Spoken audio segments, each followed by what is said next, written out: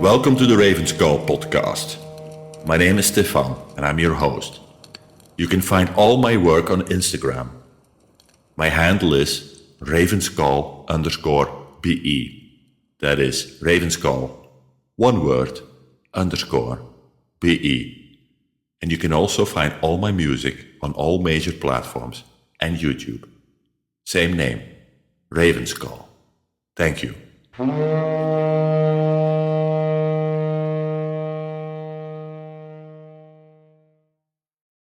Hello, welcome back everyone to another episode of this podcast where we dive deep into ancient wisdom, myths and spiritual insights from around the world. Today we will be exploring a fascinating idea from Zen Buddhism. The saying, if you meet the Buddha on the road, kill the Buddha. We will talk about where this saying comes from, what it means and how it applies to not just Buddhism, but also to our own understanding of the gods in the pagan pantheon. And importantly, we will discuss how institutions built on top of these original spiritual traditions can often damage the very essence of what those traditions were meant to convey by adding more fingers, will be explained, ultimately clouding the view of the moon. Will also be explained. There's also another layer to explore today. The gods are not just out there in the heavens or hidden realms, they are also within us. This is a truth that resonates not only in pagan traditions, but also in some of the banned Christian texts, like the Gospel of Thomas, which reminds us that the divine isn't just external, it's something we carry within. Before we proceed, I would like to make clear to everyone that not only this podcast or this episode, but also all the other ones are my personal opinions and beliefs. Feel free to take what you want and disagree also with what you want. If you want to talk about it, I guess you know where to find me. It's in the intro and I will explain it later on after the episode. So, this phrase, if you meet the Buddha on the road, kill the Buddha, originates from the teachings of Chuan, a Chinese Zen master who lived during the Tang dynasty around the 9th century. Linji was known from his unorthodox methods, often shocking his students into enlightenment through paradoxical statements and fierce instructions. This saying is a perfect example of that approach. But what does it mean? It's not about violence or literally destroying something sacred. Instead, it's a powerful metaphor. Linji's teaching warns against clinging to fixed ideas, symbols, or external representations of enlightenment. The Buddha here represents any attachment to spiritual ideals, doctrines, or images that people hold on to. The moment you think you have found the ultimate truth or embodied perfection, it's time to kill that idea. Because true understanding cannot be captured by concepts or images. Now, let's take this concept and bring it into the world of paganism. In the Norse and other pagan traditions, we honor many gods and goddesses.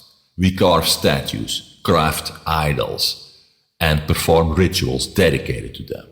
But here's the thing. Just as in Buddhism, our gods are not beings to be worshipped in the conventional sense, and our statues are not the gods themselves. They are symbols, fingers pointing to the moon. Let's explain that expression, a finger pointing to the moon. So imagine this, you look up at the sky and someone points to the moon, like saying, hey, look at that beauty over there. The finger is just a tool to guide your gaze. The goal is not to stare at the finger. It is to see the moon itself.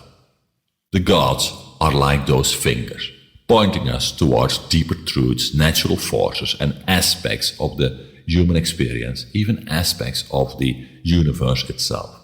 Odin, Thor, Freya, they aren't just literal beings living in some otherworldly hall. They represent wisdom, strength, love and magic. They guide us, but they are not the ultimate destination. This idea extends to cultures around the world. Just as we have different names, myths, and rituals, other traditions have their own gods and symbols. But whether it's the Norse pantheon, the Greek Olympians, the Hindu deities, or even Christian saints, these are all different expressions of the same underlying forces. They're like various tools people use to start a fire. Some people use a flint, others a match or a magnifying glass or a lighter. The tool doesn't matter as much as the fire itself. We all want to start a fire. And based on where we live on the world, we might use a different tool. So we should not judge people because of their tool. What we're after is that divine spark, that connection to something greater than ourselves. The gods are paths and not the final destination. So let's talk about institutions and why they often do more harm than good when it comes to spirituality. Institutions, whether religious or otherwise, tend to build layers upon layers of doctrines, rituals, and rules over the original teachings. These layers are like additional fingers pointing at the moon, each one added with the intention of guiding us, but in reality they end up crowding the sky. Instead of one clear path, you now have countless fingers, each with its own set of rules, expectations, and interpretations. What started as a simple direct connection to the divine becomes obscured by layers of human-made structures. These fingers multiply to the point where they obscure the moon entirely, and we end up losing sight of what we were supposed to be looking at in the first place. Now, here is something that many spiritual traditions, including some lesser-known Christian texts, remind us of. The divine is not just an external force, it also resides within us. The Gospel of Thomas, a text that was banned and kept out of the official canon, contains a powerful line that says, "The kingdom of God is inside you and all around you." End quote. This echoes the same wisdom we find in paganism. The gods are not distant figures to be worshipped from afar. They are also reflections of the divine spark within each of us. When we talk about gods like Odin or Freya, we're not just talking about beings in the sky or in mythic halls. We're talking about aspects of ourselves, our wisdom, our strength, our passion, and our magic. To honor the gods is also to honor these forces within. When you seek the gods, you are also seeking to understand and connect with those parts of yourself. This internal aspect of the gods is often overshadowed by external rituals and institutions. We get so focused on the outward expressions, the statues, the offerings, the stories, that we forget the gods are also mirrored in our own souls. Just as a finger points to the moon, the gods point us toward our true nature. Institutions often codify beliefs into rigid doctrines that people are expected to follow without question. They declare that there is only one correct way to understand or connect with the divine. Instead of helping people look at the moon, they insist that their finger is the only right way to point at it. This not only adds unnecessary layers, but can also alienate those who feel a deeper, more personal connection that doesn't fit into the established mold. So it actually does more harm than good. As institutions grow, they often create hierarchies, priests, gurus, or leaders who claim authority over spiritual truths. These hierarchies can cloud personal experiences by inserting intermediate stuff between the individual and the divine. Instead of a direct relationship with the gods or the sacred, you are told that you need a guide. You need a gatekeeper who knows better than you do, because you're a loser. You don't know anything. You need me, a guru, to help you out. But it's like adding another finger that tells you where to look instead of allowing you to discover the moon on your own. What about rituals? Over time, rituals can lose their original meaning and become empty performances. Institutions often cling to the outer form while forgetting the inner essence. These rituals become yet another finger, distracting from the real experience of connection. They tell you how to worship, when to pray, what to eat, what not to eat, what offerings to make, and so on. But they don't lead you to the personal, transformative fire at the heart of it all. Institutions can also create division, claiming exclusive access to truth. They set up walls between themselves and others, insisting that only their way leads to the divine. This adds yet another finger, turning the focus away from unity and shared experience.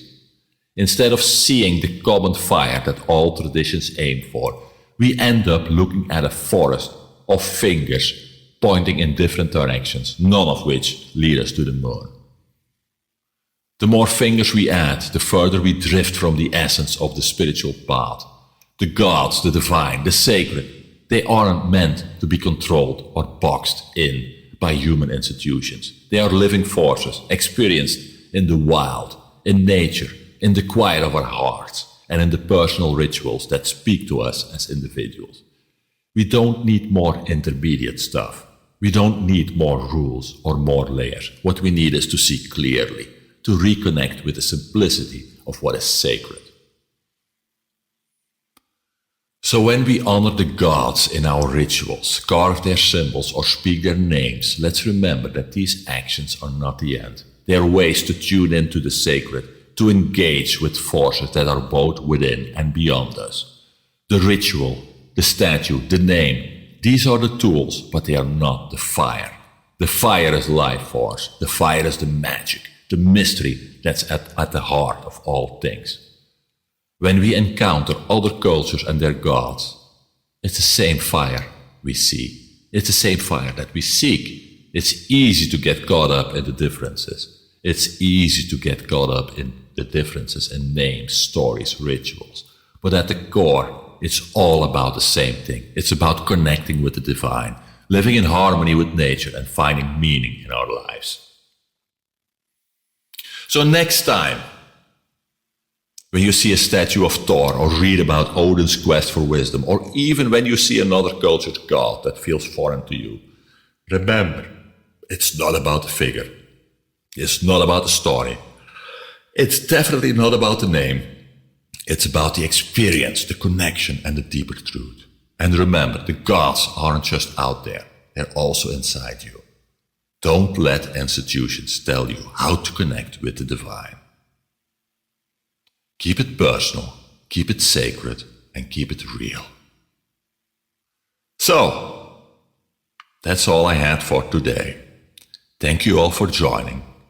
I hope to see you another time. If you want to reach out to me, you can find me all over the place. But my main channel is Instagram. My handle is @ravenskull_BE. That is @ravenskull, one word, _BE, because BE stands for Belgium. Thank you, and may the gods be with you, and bye for now.